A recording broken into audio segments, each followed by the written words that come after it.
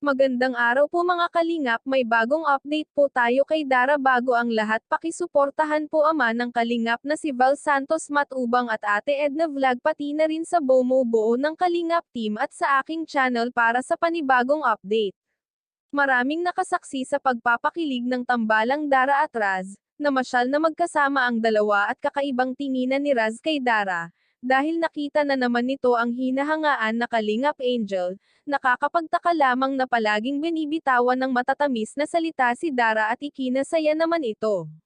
Palapit ng palapit ang loob nilang dalawa dahil nakikilala na nila ang bawat isa habang sila ay magkasama at mahahalatang labis na hinangaan ni Raz ito.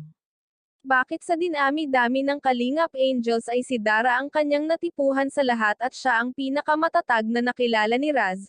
Kita sa mga galawan ni Raz na kinikilig ito habang kinakausap nito si Dara, sapagkat si Raz ay hindi niya naranasan ang nararanasan ni Dara. Pero kung papansinin natin ay may kakayahan si Raz gawin ang mga gawaing hindi niya namulatan.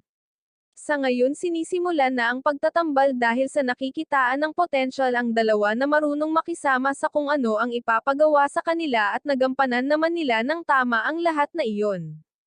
Sa makatuwid agaw pansin si Raz dahil may salitang sinabi sa kanya at bigla itong nanghina at sobrang kinilig na hindi makapagsalita ng diretso.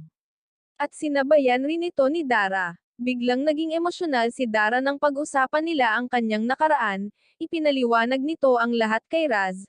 Hanggang ngayon ay dala-dala pa rin ni Dara ang mga hindi magandang nangyari noon sa kanya, at ang pagkaulila nito ay ang pinakamasakit na nangyari sa buhay niya na kailangan niyang magsakripisyo para matustusan ang kanilang pangangailangan sa araw-araw at mapalaki niya ng maayos ang kanyang kapatid na si Bea.